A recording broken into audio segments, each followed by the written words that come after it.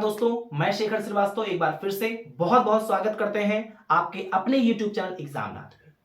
जैसा आप सभी जानते हैं कि टीजीटी और पीजीटी की परीक्षा की जो डेट्स हैं, जो तिथियां हैं, वो घोषित कर दी गई हैं और उसी के रिगार्डिंग अब मैं आप लोगों को English literature as well as grammar दोनों पे चर्चा होगी परीक्षा तक आपकी बेहतर तैयारी के लिए। तो आज मैं जो टॉपिक लेके आया हूं ये बहुत इंपॉर्टेंट होने वाला है। टीजीटी, पीजीटी, एलटी ग्रेड या जहां जहां पर भी इंग्लिश लिटरेचर पूछा जाता है, ये सभी एग्जाम्स के लिए बहुत इंपॉर्टेंट होने वाला है। तो समय को वेस्ट नहीं करते हैं, शुरू करते हैं आज की वीडियो।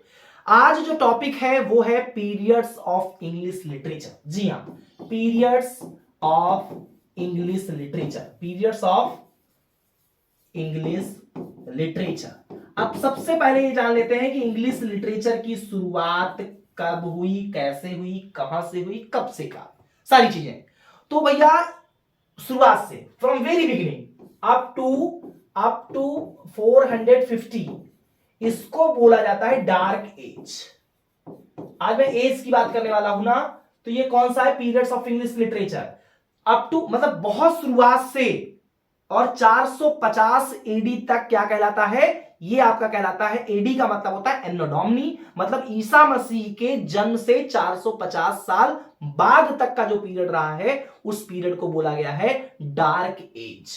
क्या बोला गया? Dark age. तो ध्यान रखिएगा, up to 450 is called by the name of dark age in the English literature, in the periods of English literature. अब आगे बात करेंगे 450 के बाद कौन सा एज शुरू हुआ, क्या आया, कैसे आया। तो देखिए ध्यान दीजिएगा, ये तो आपका पहला हो गया। दूसरे की अगर मैं बात करूं तो 450 एडी से, ध्यान दीजिए 450, देखिए मैं दूसरा पेज ले लेता हूं तो आपको समझ में आएगा, थोड़ा ऊपर लिखता हूं यहां पे, क्योंकि वो तो डार्क एज हो गया। उसका डार्क एज इसलिए बोला जाता है क्योंकि उसके बारे में कोई विस्तृत जानकारी नहीं है। अब देखिए 450 एडी, 450 एडी से और 1066 मतलब 1066 एडी तक का जो टाइम पीरियड रहा है, ये क्या कहलाया है? तो ये भैया कहलाया है द ओल्ड इंग्लिश पीरियड, या इसको एंग्लो सैक्सन पीरियड भी कहा जाता है। क्या कहा जाता है? ओल्ड इंग्लिश पीरियड, इसको कह लीजिए ओल्ड इंग्लिश पीरियड कह लीजिए, या इसको हम और किस नाम से जानते हैं? The Anglo Saxon period. क्या बोला जाता है?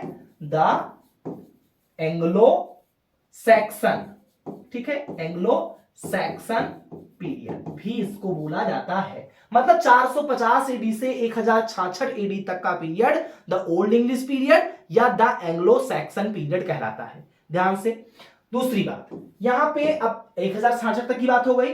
1066 से, ध्यान दीजिएगा, 1066 से और जो 1500 का टाइम पीरियड है, ये आपका पीरियड कहलाता है मिडिल इंग्लिश पीरियड। क्या कहलाता है? Middle English period. ये आपका कौन सा काल कहलाया? ये आपका कहलाया मिडिल इंग्लिश पीरियड। 1066 से 1500 तक का जो दौर रहा है, जो कार्यकाल रहा है, वो ड्यूरेशन जो है मिडिल इंग्लिश पीरियड के नाम से इंग्लिश लिटरेचर के उसमें जाना जाता है। अब देखिए इसमें 1066 से 1500 के बीच में और भी कुछ बीच में आए हैं, उसको भी कुछ कालखंडों में विभाजित किया गया है। तो यहां पे देखिए एक पॉइंट मैं लिख देता हूं कि 1066 से और 1340 तक, 1066 से 1340 का जो पीरियड रहा है, इसको अर्ली मिडिल क्या बोला जाता है? अर्ली मिडिल बोला जाता है, या अर्ली मिडिल बोला जाता है, या इसको एंग्लो नॉर्मन पीरियड कहते हैं। क्या कहते हैं? या इसको एंग्लो नॉर्मन भी पीरियड कहते हैं। तो ध्यान रखिएगा कि जो 1066 से 1500 का है वो मिडिल इंग्लिश पीरियड है, इसी को कई कालखंडों में विभाजित किया गया। 1066 से 1340 का जो टाइम पीरियड है, इसको बोला जाता है अर्ली मिडिल पीरियड या एंग्लो नॉर्मन पीरियड। ठीक है, देखिए ऊपर क्या था? एंग्लो सैक्सन पीरियड था, यहां पे एंग्लो नॉर्मन पीरियड है। इतनी बात समझ में आई? अब देखिए बी पॉइंट यहां पे लिखना है हमको, 1340 से 1400 तक, 1340 से जो 1400 का पीरियड है वो कहलाता है आपका द एज ऑफ चौसर। क्या कहलाता है? The age of Chaucer. जी हाँ, ये वही चौसर है, Geoffrey Chaucer. Geoffrey Chaucer is recorded as the father of English poetry.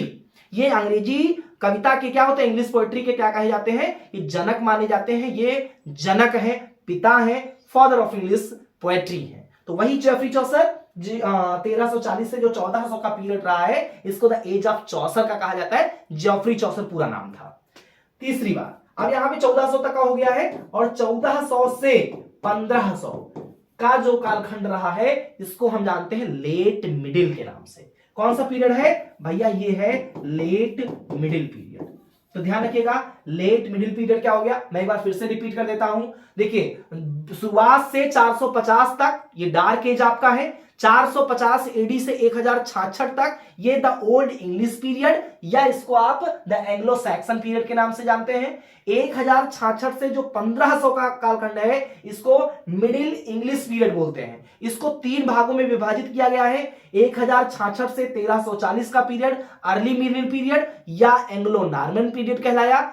1340 से 1400 का जो कालखंड है, वो द एज ऑफ चौसर कहलाया, और 1400 से लेके 1500 का जो टाइम पीरियड रहा है, वो लेट मिडिल के नाम से जाना जाता है। अब मैं बात करूंगा आगे। तीसरा पॉइंट है 1500 से और 1660, 1500 से 1660 ये टाइम पीरियड क्या कहलाया है, तो भैया ये कहलाया है आपका द रिनेसा पीरियड। ये कौन सा पीरियड है, ये आपका पीरियड है द रिनेसा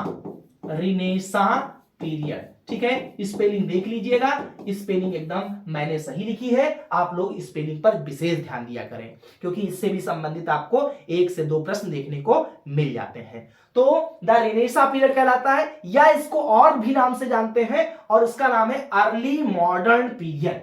क्या बोलते हैं, अर्ली मॉडर्न पीरियड। ठीक है, तो आपको इसका ध्यान रखना है कि जो 1500 से 1660 का जो टाइम ड्यूरेशन है, जो पीरियड है, यह आपका द रिनेसा पीरियड कहलाता है या अर्ली मॉडर्न पीरियड कहलाता है। अब इसको भी थोड़ा सा विभाजित किया गया है, ये आर कर लीजिएगा, चाहे ये बोलिए और चाहे ये बोलिए, दोनों को एक ही चीज है, द रिनेसा पीरियड बोलिए या अर्ली मॉडर्न पीरियड बोलिए। अब इसको भी देखिए हमने कैसे बांटा है, इसको बांटा गया है 1453 से 1558 तक का। अब यहां पे प्रश्न हो गया होगा कि सर, अभी देखिए आपका प्रश्न यहां पे हो सकता है कि सर आपने बोला रिनेसा पीरियड 1500 से शुरू हुआ है और 1660 तक रहा है, फिर आप यहां पे कह रहे हैं कि उसको कालखंडों में जो विभाजित कर रहे हैं तो 1453 से 1558 के बीच लिख रहे हैं, ऐसा क्यों भैया? बात समझो। देखो, यहां पे रिनेसा का मतलब पुनर्जागरण, रिनेसा का मतलब पुनर्जागरण, तो ये बर्थ डेट है, यहां पे बर्थ हुआ 1453 में पुनर्जागरण हुआ था, रिनेसा हुआ था, तुरंत नहीं बच्चा बना होगा, अभी पैदा हुआ है, और पैदा तो हुआ 1453 में, लेकिन बच्चा जो है ये कब बना है? बच्चा बना समझ लो 1500 में। इसलिए हम अर्ली रिनेसा पीरियड, इसको यहां पे देखिए 1453 से 1558 का जो टाइम पीरियड है, ये आपका क्या कहलाता है? Early renaissance period. ये क्या कहलाता है? Early renaissance. ठीक है, अर्ली रिनेसा पीरियड ये आपका कहलाता है 1453 में। अब 1453 से क्यों? क्योंकि भैया 1453 में बर्थ हुआ है। हाँ, वो अलग बात है कि 1500 में वो अपने थोड़ा पूर्ण रूप में आया, बच्चे के रूप में आया, मतलब थोड़ा काम शुरू हो चुका था, तो वो माना जाता है 1500 से 1660। लेकिन अगर अर्ली रिनेसा पीरियड की बात करूं तो 1453 में, क्योंकि रिनेसा जो है, जो पुनर्जागरण है, वो 1453 ईस्वी में ही हुआ था। अब आगे बात करते हैं बी पॉइंट। अब 1558 से 1558 तक का तो अर्ली रिनेसा पीरियड हो गया। अब 1558 से और 1603, 1558 से 1603 का जो पीरियड है, यह आपका कहलाता है एलिजाबेथन एज या एज ऑफ शेक्सपियर। क्या कहलाता है? एलिजाबेथन एज, एलिजाबेथन एज कहलाता है, या इसको और क्या बोल सकते हैं? या इसको हम बोलते हैं एज ऑफ शेक्सपियर। क्या बोलते हैं? Age of Shakespeare. अब यहां पे बात आ जाती है कि भैया इसको एज ऑफ शेक्सपियर क्यों बोला गया, या इसको एलिजाबेथन एज क्यों बोला गया? क्योंकि जो महारानी एलिजाबेथ थी वो 1558 में गद्दी पे आसीन हुई, इसीलिए 1558 से एलिजाबेथन एज माना जाता है। 1603 में खत्म क्यों हुआ? क्योंकि वहां पे जो है दूसरा एज शुरू हो गया, दूसरे राजा बैठ गए थे, और एलिजाबेथन का जो कार्यकाल था, जो दौर था, जो टाइम पीरियड था, वो खत्म हो चुका था। तो 1558 से 1603 का जो टाइम पीरियड है वो एलिजाबेथन एज या एज ऑफ शेक्सपियर। अब एज ऑफ शेक्सपियर क्यों? क्योंकि 1564 में, बिल्कुल 23 अप्रैल 1564 को विलियम शेक्सपियर का जन्म हुआ, और जो 1590 से और जो 1600 का जो टाइम पीरियड है, ये समझ लीजिए शेक्सपियर पीक पे था। और 1600 के बिल्कुल अंत होते होते 1596, 97, 98, 99 और 1600, ये जो टाइम पीरियड रहा है, ये विलियम शेक्सपियर अपने पीक पे था। मतलब वो चीजें, वो मैटर उसने दिया कि जो आज अजर अमर हो गया। तो वो पीरियड जो है वो एलिजाबेथन एज के कार्यकाल में आया, लेकिन शेक्सपियर ने अंग्रेजी साहित्य को कहीं शिखर पे जाके पहुंचा दिया था, इसलिए उसको एज ऑफ शेक्सपियर भी बोला जाने लगा। एलिजाबेथन क्योंकि महारानी थी, शासनकाल उनका था, इसलिए एज ऑफ एलिजाबेथन। क्योंकि शेक्सपियर ने अंग्रेजी साहित्य को पीक पे पहुंचाया था, इसलिए इसको एज ऑफ शेक्सपियर भी बोला जाता है। बात हो गई 1558 से 1603 की। अब मैं आगे बात करूंगा सी पॉइंट की। तो जो 1603 हो गया, अब 1603 से 1625, 1603 से और जो 1625 का जो टाइम पीरियड रहा है, ये क्या कहलाया? तो ये कहलाया है जैकोबियन एज। क्या कहलाया? Jacobian as. ये कहलाया आपका जैकोबियन एज, या इसको एक और नाम से जाना गया, और ये बोला गया एज ऑफ डन, क्योंकि इसमें जो है डन साहब ने भी बहुत बड़ा अपना इसमें भूमिका निभाई है। तो ध्यान रखिएगा, एज ऑफ डन। देखिए स्पेलिंग में साफ लिख देता हूं यहां पे, DONNE। ठीक है, तो जैकोबियन एज बोलिए या एज ऑफ डन बोलिए, 1603 से 1625 का जो टाइम पीरियड है, ये जैकोबियन एज कहलाता है। आगे मैं एक पेज ऐड कर लेता हूं, ध्यान दीजिएगा। जो डी पॉइंट है इसी में, वो है 1625 से और 1649, ये जो आपका टाइम पीरियड रहा है, ये आपका कहलाया कैरोलिन एज। कैरोलिन एज क्या कहलाया? कैरोलिन एज कहलाया, या इसको हम और किस नाम से जान पाए? तो इसको जानते हैं एज ऑफ मिल्टन के नाम से। किस नाम से जानते हैं? Age of Milton. तो चाहे कैरोलिन एज बोलिए या एज ऑफ मिल्टन बोलिए, क्योंकि जॉन मिल्टन यही था कि जिसने 1625 से और 1649 में बहुत पैराडाइज लास्ट जैसे महाकाव्य इपिक भी जॉन मिल्टन ने दिया। तो 1625 से 1649 का टाइम पीरियड आपका कहलाता है कैरोलिन एज या एज ऑफ मिल्टन। आगे बात करूंगा ई पॉइंट।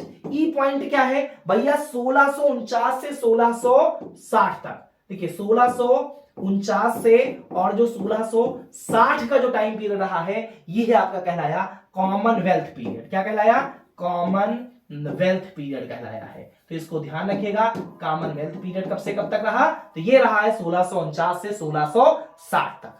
पूरी तरीके से समझ में आ गई बात। अब यहां पे थोड़ा सा मैं प्रीवियस पे आऊंगा। देखिए मैंने भी बात बताया था कि 1500 में चाइल्ड बना, लेकिन बर्थ इसका 1453 में हुआ था। अब ध्यान दीजिए कि यहां पे जन्म की बात कर लिया, बच्चे की बात कर ली, तो यूथ पर भी तो कभी आया होगा। बिल्कुल, ये जो बी और सी पॉइंट है, मतलब 1558 से 1603 और 1603 से 1625, ये ऐसा पीरियड था जब ये यूथ ऑफ रिनेसा है।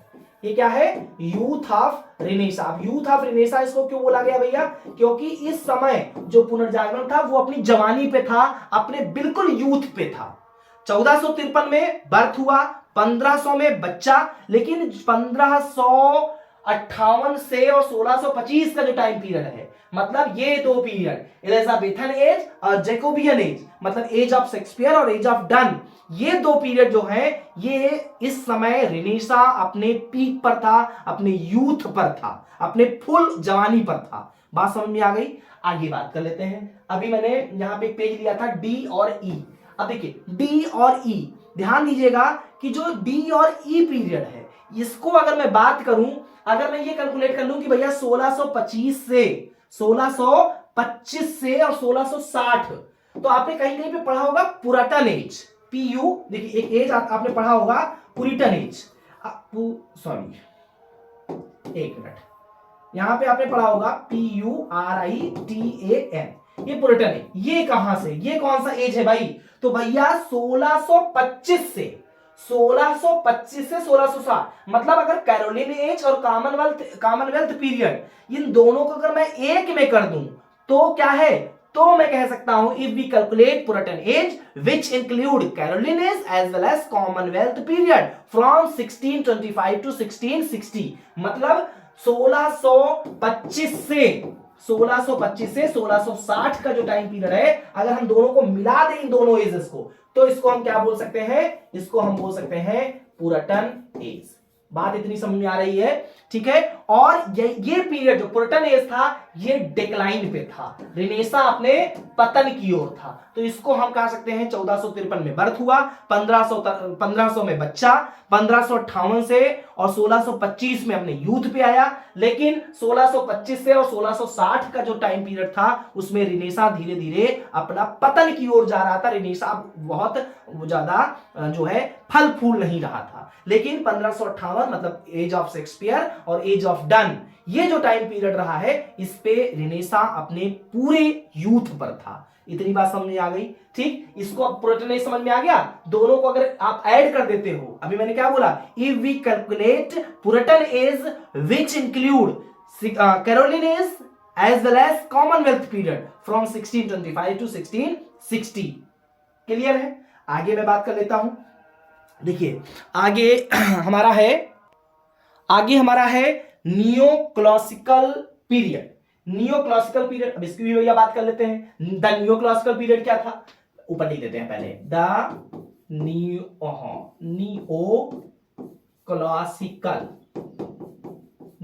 क्लासिकल पीरियड, ठीक है। द नियो क्लासिकल पीरियड अब ये कब से कब तक रहा है, तो ये भैया रहा है 1660 से 1798 तक। 1660 से 1798। अब इसमें भी भाग है। देखिए द नियो क्लासिकल पीरियड 1660 से 1798 तक रहा। इसमें दो चीजें आई, दो एज आए। ये कौन कौन से आया, पहला भैया आपका आया है द रेस्टोरेशन पीरियड या एज ऑफ ड्राइडन। क्या चीज, the restoration period, the restoration period, ठीक है। या इसी को और क्या बोला गया, या इसी को बोल दिया गया एज ऑफ ड्राइडन। क्या बोला गया, एज ऑफ ड्राइडन। और ये कब से कब तक रहा है, यह रहा है 1660 से, इन दोनों को हम कह सकते हैं 1660 से और 1700, 1660 से 1700 मतलब 40 साल जो रहा है, यह रहा है द रेस्टोरेशन पीरियड या एज ऑफ ड्राइडन। और अगर मैं बी पॉइंट की बात करूं, ठीक है, अब 1700 से भी कुछ शुरू हुआ होगा, तो बिल्कुल 1700 से 1745 का जो था वो था द ऑगस्टन एज या द, देखिए मैं लिख देता हूं, the Augustan age. The Augustan age बोला जाता है या एज ऑफ, या इसको हम और क्या बोल सकते हैं, age of Alexander Pope. Alexander Pope ये कब से कब तक रहा है, तो ये रहा है 1700 से 1745। 1700 से 1745 का पीरियड द ऑगस्टन एज कहलाता है। क्लियर हो गया। फिर इसी में एक और पॉइंट आ जाता है द एज ऑफ सेंसिबिलिटी, जो कि 1745 से 1798 तक रहा है। कौन सा, एज ऑफ सेंसिबिलिटी, ठीक है। स्पेलिंग पर विशेष ध्यान रखिया करिएगा।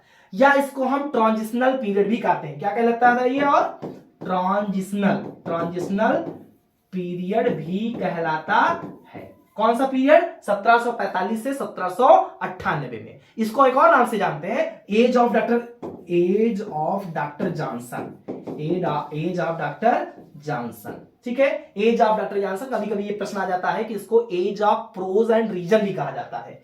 As of prose and reason, तो age of prose and reason ये कब से कब तक रहा है, तो ये रहा है आपका 1745 से 1798। तो ध्यान रखिएगा, जो आपका द न्यू क्लासिकल पीरियड है ये 1660 से 1798 तक रहा।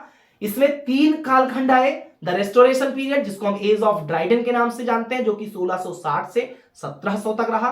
दूसरा द ऑगस्टन एज आया, जिसको the age of Alexander Pope के नाम से जाना जाता है, जो कि 1700 से 1745 तक रहा। और फिर लास्ट में आया द एज ऑफ सेंसिबिलिटी, जिसको हम ट्रांजिशनल पीरियड या एज ऑफ डॉक्टर जॉनसन या age of prose and reason के नाम से जानते हैं, जो कि 1745 से 1798 तक रहा। यह आपका था द नियो क्लासिकल पीरियड। आगे बात कर लेते हैं अब 1798, जो कि बहुत फेमस है 1798। यहीं से विलियम वर्ड्सवर्थ आए, यहीं से जो हमारा रोमांटिक पीरियड है वो शुरू होता है। तो हम कह सकते हैं भैया रोमांटिक पीरियड पे आ जाते हैं, the romantic period, the romantic period, the romantic period, या एज ऑफ विलियम वर्ड्सवर्थ, या इसको और किस नाम से जान सकते हैं हम, एज ऑफ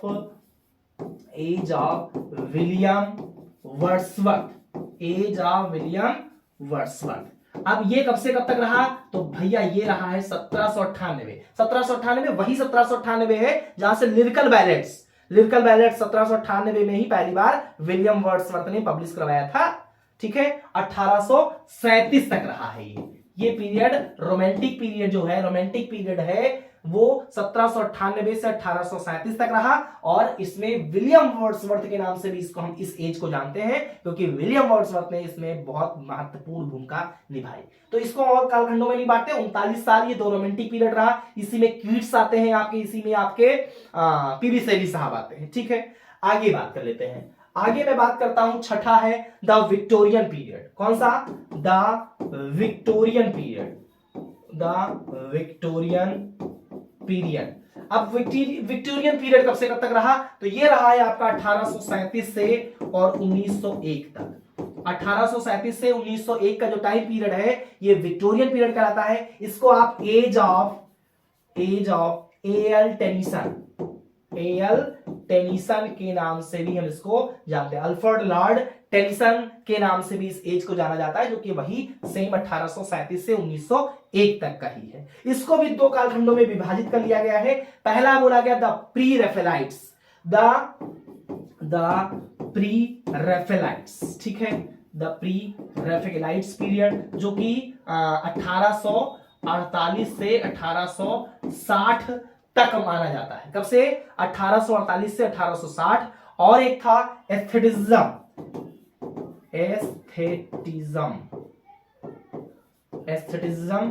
जो कि कहां तक था, एस्थेटिज्म जो था वो एस्थेटिज्म एंड डिकेडेंस, जो कि 1880 से 1901 तक। इसको हम पूरा लिख देते हैं, डिकेडेंस, जो कि कहां से है, 1880 से 1901 तक। ये आपका पीरियड कहलाता है एस्थेटिज्म एंड डिकेडेंस। स्पेलिंग बताया दे रहा हूं, AESTH। देखिए मैं इसको साफ ही क्यों ना लिखूं,